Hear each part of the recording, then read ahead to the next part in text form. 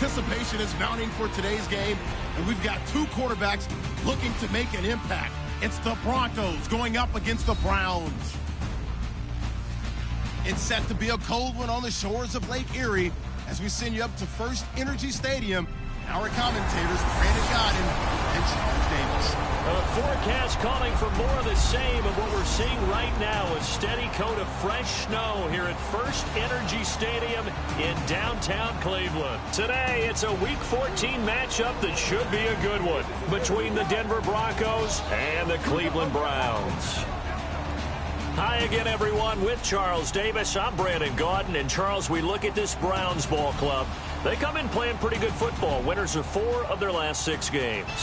Meanwhile, for the visiting Broncos, it's late in the year. We all know it. We've seen the calendar for these guys. Their bodies could probably use a break, but they have to push on. And they're really not as worried about that as maybe we think. They know they've got the entire offseason to rest. All they care about is the game in front of them and finishing strong. 3/4 of the NFL season are complete. What lurks in our final month? We're underway in Week 14. And this will not be returnable. It's out of the back of the end zone for a touchback.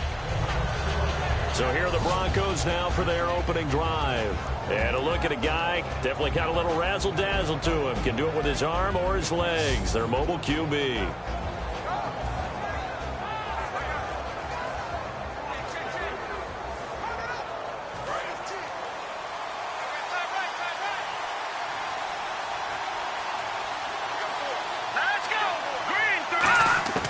They'll come out throwing here on first down. And this is going to be caught along the sideline. Nicely done, but right at the line of scrimmage. It's a loss of a yard there, and now second down. If you're a selfish player and you're throwing the ball, you're cool with the completion. Maybe not so cool with the yardage loss, though, huh? Yeah, you went backwards on the yardage. Blitz coming, and down he goes. It'll go in the books as a 7-yard loss on the sack, and it's third down. Okay, you know my bias is about to come out here. A lot of people think that the offense is just moving in the wrong direction. I'd say they're moving in the right direction because the defense is pushing them back. Former defensive guy. Now, as a quarterback, third and long, you really got to rally the troops here, don't you? Yeah, you do in a big way. And what else do you have to look out for? More pressure coming at you because it seems to be working pretty well. But no second guessing the call here. It was third and long, so throwing the football was probably the smart play to try and pick it up. But they don't get it, and now the defense goes off the field feeling pretty good about themselves, gaining some momentum as they force them into a likely punting situation.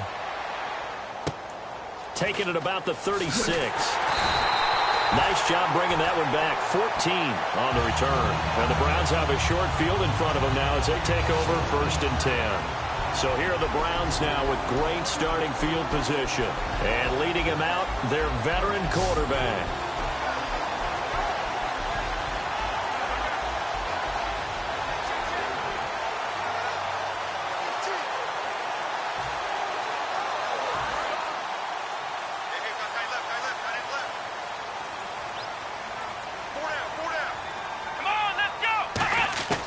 They'll try and start this drive in the air.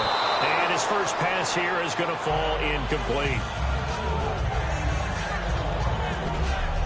And when this offense is clicking on all cylinders, the running back is in sync as well. The focal point. Runs, catches, blocks, sets the tone for the offense. Second down now after the incompletion.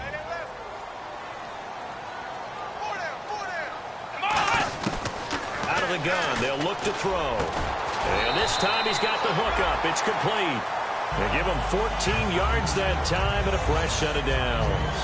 I know many people like to throw to the tight end, maybe in a little flexed out position because he creates mismatches with his size. But slot receivers do the same thing with their quickness, their speed, and their route running savvy. They'll run it now out of the gun. Oh, nice move. And he's going to get this down near the 20-yard line. And a nice carry there of 15 yards. How many times do we say in this game that speed kills, and it does it in so many different ways? In this case, you got a back who's quick and shifty, can make moves, make people miss, but also gets to and through a hole before it can close down.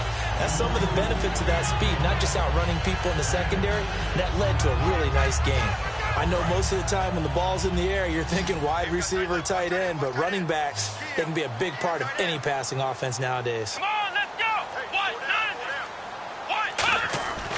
He'll drop to throw. Looking for someone to throw to. Throwing middle, and it's complete. That throw good for only a couple. It brings up third down. And a look at the defense now.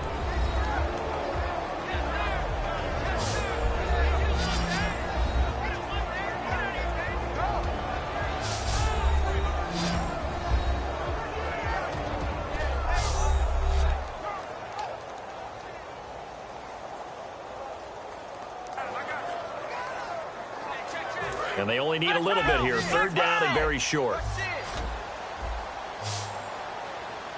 Let's go. And to give this time to the tailback.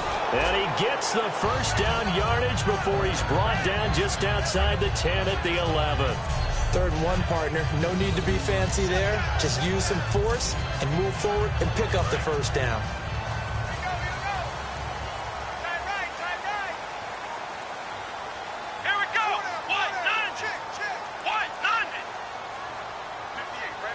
Play clock winding down.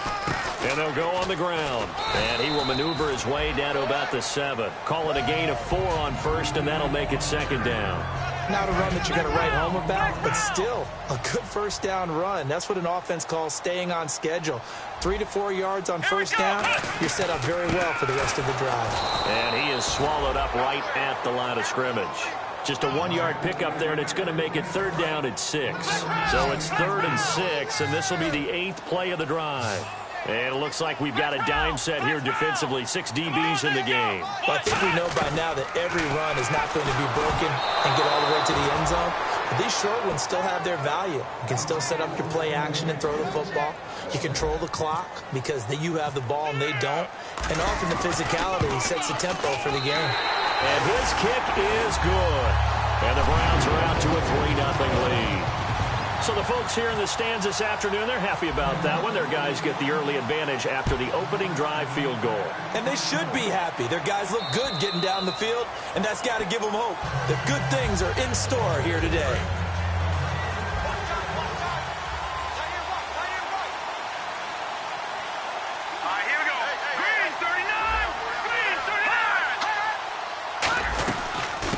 They'll run it now out of the gun. And he'll fight forward to about the 27-yard line. 2 yards on the pickup there. It'll be 2nd and 8. See if they stay on the ground for 2nd down. So 1 quarter in the books on a cold December afternoon. 3-0 is our score. EA Sports NFL Sunday returns following this.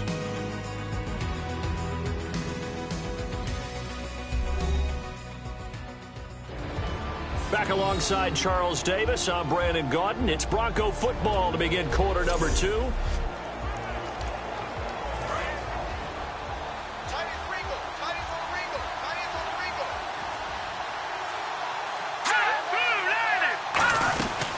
They'll run it now out of the gun. Across the 30 to the 31-yard line. 3 yards on the pickup. That's going to set up an interesting 3rd and about 4 to go. Some of the most unselfish players on any football team, defensive tackles, because we ask them to just eat up blocks and allow other people to make tackles.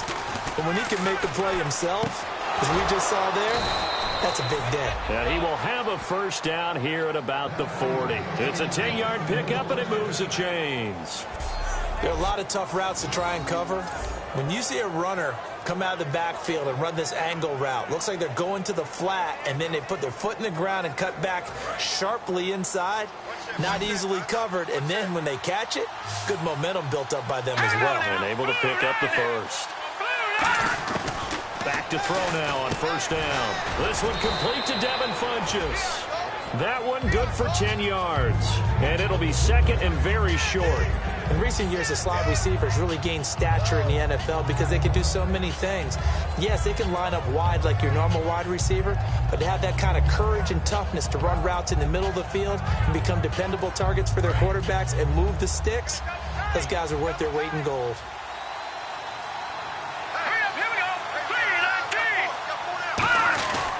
They'll give it to him right up the gut. And he'll get it down here to the 43. Call it a gain of 7, and it gets him a new set of downs. 2 minutes gone by, second quarter. Second and inches is oftentimes an invitation for an offense coordinator to take a big shot downfield because he feels like he can come back on third down and pick up the first down. But sometimes you just don't want to break tendency. Stay with what you are, stay with who you know, and go get the first down. That's exactly what they did. When you see zone defense and you know you've got a drag route on as your primary call, you got to be really careful as a passer about how far you let your guy go because he might wander into some tough coverage. Looking to throw. Going right side here, and that's complete. They pick up 12 on the play there, and they move the chains. And just a small glimpse there as to why they like this rookie so much. And that's why they lit up a little bit in our meetings with the coaching staff, didn't they? When we talked about it. You know, they like his work ethic. You know, this guy's running every route well in the route tree and getting better at it all the time, really honing his game. They expect a pretty good jump out of him as things continue to move on. 2 minutes remain here in the first half. More from Cleveland after this.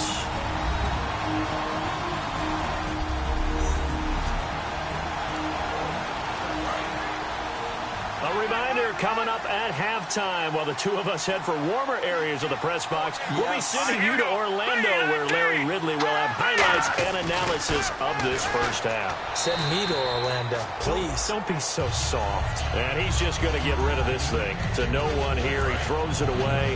And now it's third. It's been a pretty long drive. This will be play number 9. And they need 10 yards out of it on third. Now they'll throw here out of the gun. Oh, he's got a man wide open, complete. And he is into the end zone for a Denver touchdown. Their dangerous wide receiver. His third touchdown now on the year. And the Broncos have taken the lead. Great corner route there. Not only able to catch it, turn it upfield, and get into the end zone. It usually involves a little bit of an extra move, doesn't it? You've got to get them thinking that you're moving to the middle of the field and you're breaking away to that corner. Boy, that was well executed. After the touchdown, here's McManus now to kick it away.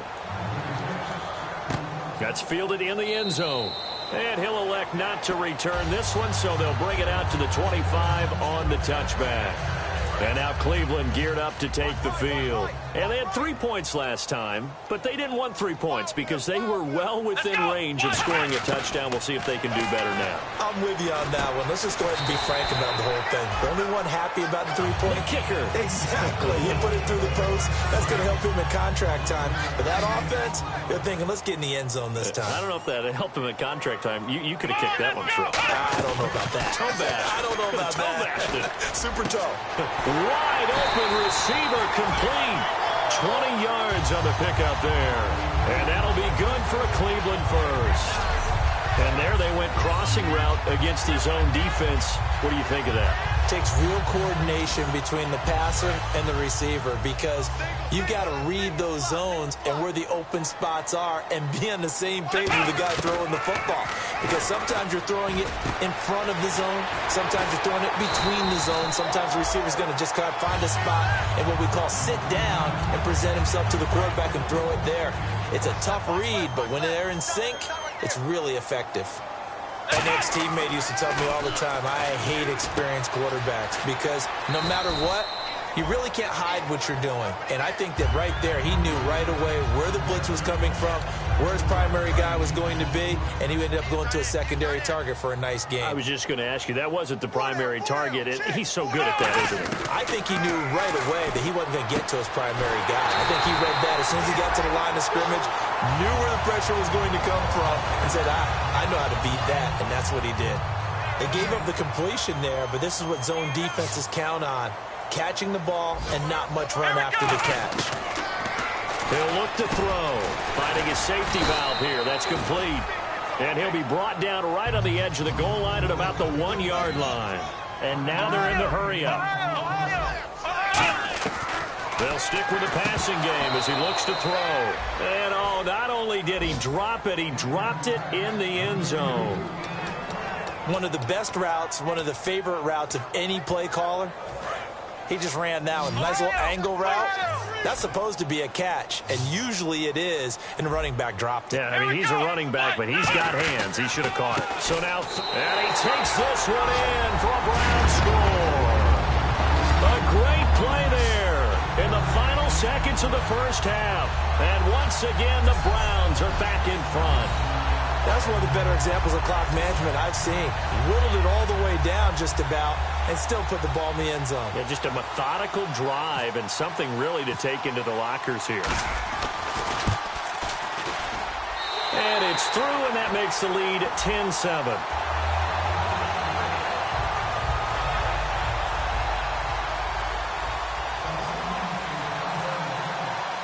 The Browns kicking team out there now as they'll send this one away. And it's a short kick, taken right around the 19. And they're going to wind up with pretty good starting. Jeez, they don't even want to let their guys get a drink of water. All right, third quarter, let's get to it.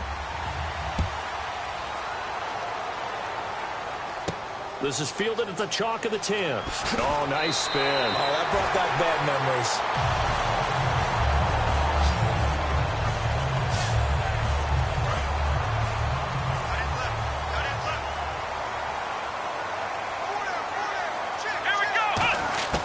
They'll come out throwing here to start the drive.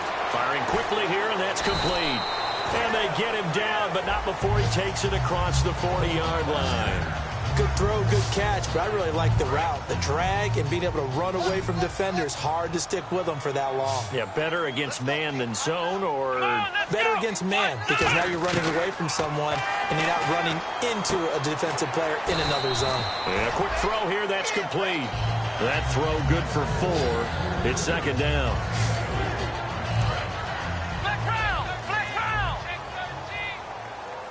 They'll put 2 receivers left, 2 to the right. Now a shotgun snap as they'll look to throw. Throwing for his running back, and he's got him. Complete. 12 yards there as they move the chains. Good route, good pickup for first down yardage, and that is a tough one to cover, the angle route, because a running back getting out of the backfield, if you're trying to cover that, especially if you're in the linebacker spot and you're seeing this play develop, he heads out towards the flat first, and that often gets you to overcommit running in that direction. Then he cuts back up inside you into the middle of the field. That's what we just saw there for a nice pickup. Back to throw again. It's a short one here, complete to his tight end. And he'll be a little shy of the 25 here at the 26-yard line. 7 yards there, good enough to move the sticks. And a good quarterback facing zone coverage. If he has just a little bit of time to survey the scene, that's what's going to happen. No doubt about it. If there's no pressure, he's going to continue to pick them apart because he'll have all that time to find someone open downfield. You can only cover for so long. So maybe they want to go to a zone blitz scheme, get a little bit more pressure. Remember when Carolina did that against Denver? They lost the game ultimately. They dropped the defensive end out, and he ended up with an interception in that game in Super Bowl 50. Maybe some sort of scheme like that to try and get more pressure at the passer. And they do stop him, but he takes it all the way to the 2. Offense walks to the line for play number 7 of the drive. They'll look to throw again. Nowhere to go here. He lost the football. The Broncos say they have, and I think he's going to go. They're not going to get him.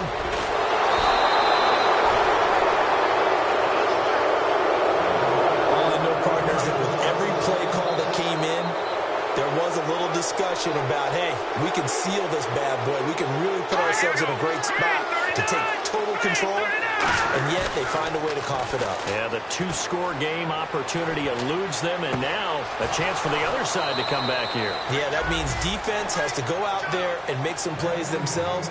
So we call sudden change. Let's see if the defense is mentally ready to take care of it. There are so many things to watch for when you play defense. And reading your keys, you always hear about that, and having your eyes in the right place. Sometimes your eyes can fool you. How about that play action there? That sprang the big guy, didn't it? Able to dump it over the top to him. Well, pretty good coverage there, and both of these defenses, they've had good coverage throughout this one. No doubt about it, and in today's NFL, where we're used to a bit more scoring, This feels almost like a well-pitched game in baseball on both sides where the tension continues to build. Who's going to make the big play? And he comes back with one complete. And they'll get 9 there as that sets him up better for third down. And, boy, they had high praise for this rookie receiver when we asked the coaches about him, didn't they? They certainly did, and obviously they liked his measurables, otherwise they wouldn't have brought him onto the team. Height, weight, speed, all of that. But how about what they really said? Competitiveness. That's what they really liked about him. The way he goes after the football, competes for it, and decides when it's in the air, it's his and only his.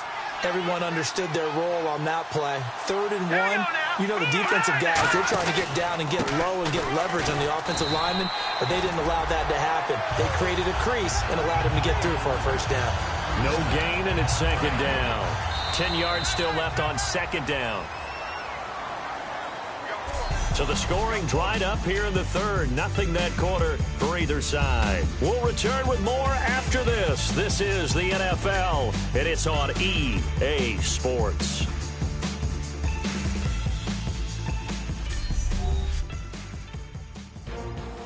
And we're back now here in Cleveland.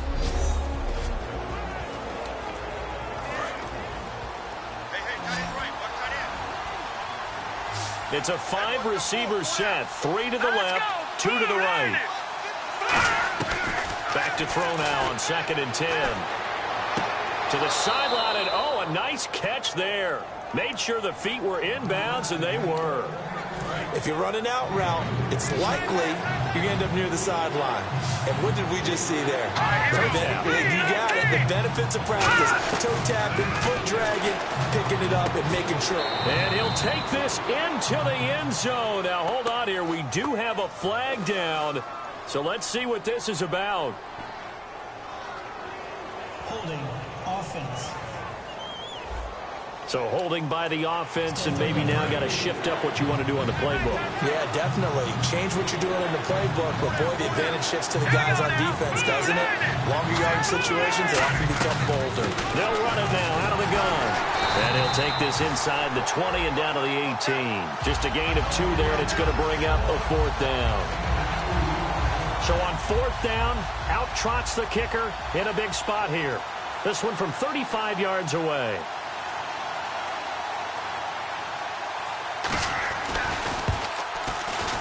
And McManus able to put it through. And in the 4th quarter, this game is tied. I tell you, the life of a kicker. He has not been called on the entire game. He's over there by the net, but they send him out here in the 4th quarter and say, hey, go tie the game, will you? And guess what? He comes through. I just don't know how they do it. I really don't. These cats are a different breed from you and me. That's a pressure kick, but that one was never in doubt.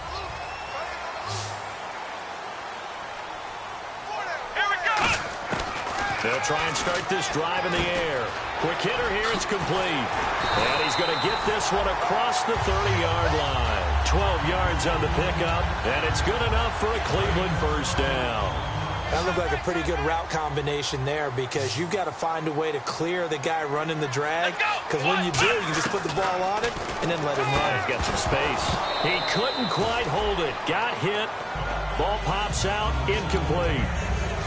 After watching him drop that slant, I can hear my old coach's voice ringing in my ears right now. You can't run with the ball until you catch it. Trying to get those rack yards before he secured it. He'll try again with the arm here on 2nd down. He's going to flip one out here to his running back. Give him 9 on the play, and that'll bring up a 3rd and 1.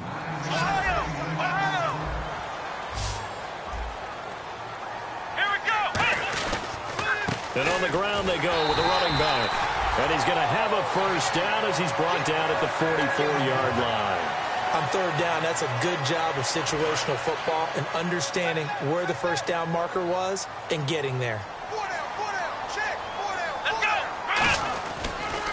And he'll give it here to his running back. And able to push his way forward here for a good little gain.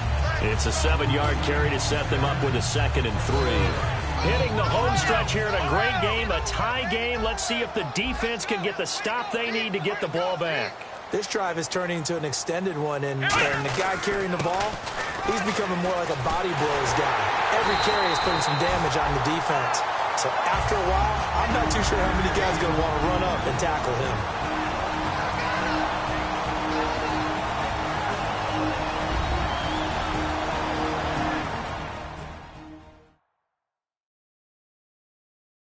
So the Browns in possession of the football here as we get you reset. And let's see what they've come up with offensively after having time to talk it over.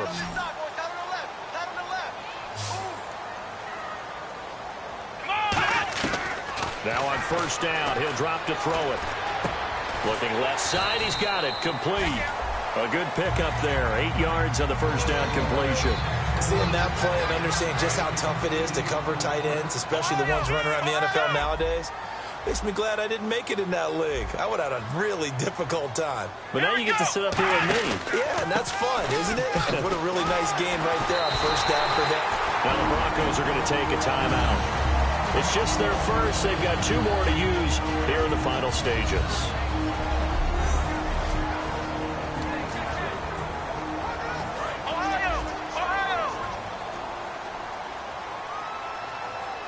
They'll come out in the pistol. Again, we'll see the pistol here. Finding time. Oh, he's got a man wide open, complete. And down inside the 15, shy of the 10. And now the Broncos will burn another timeout here. That'll leave them with just 1 remaining in this 4th quarter of play.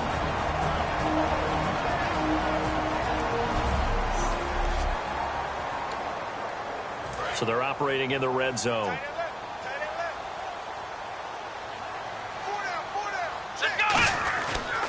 A handoff as they run the counter play. And he is going to lose yardage here. A loss of a full 3 yards, and now it's 2nd down.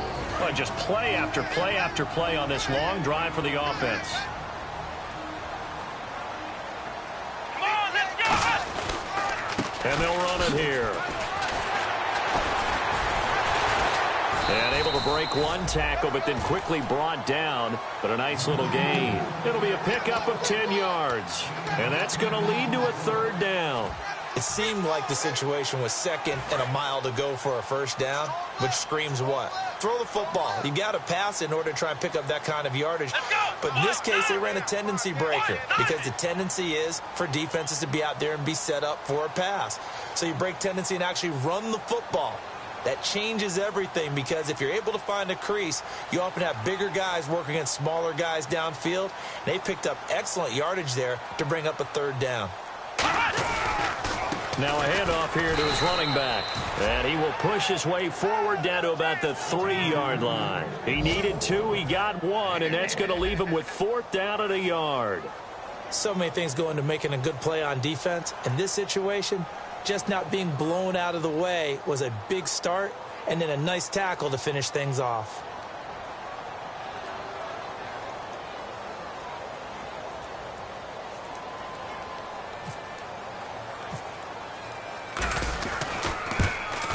And he nailed it. It's good. Through the snowflakes, he finds a way to get it to go. And the Browns are going to win the football game. Well, partner, there's something special about a game in the snow. Just always fun in these elements, although a little chillier up here in the open-air booth. The only thing that's not fun is that we got the mid-game notification that our flight was canceled tonight, but we'll deal with that later. It was really a fun game to watch, though. It was, and there is something special about games played in the snow because the element of surprise really kicks in. You don't know how they're going to handle the ball, if someone's going to make a dramatic play just out of nowhere, and all of a sudden it just changes the course of things. But a big shout out to our crew to make sure that we were comfortable up here, as comfortable as one could be. In these elements, they took care of us and made sure we were dressed properly.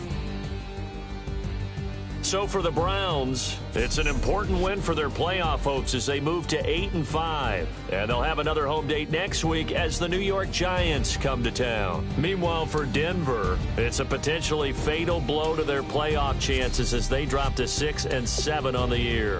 And they'll get a home date next week.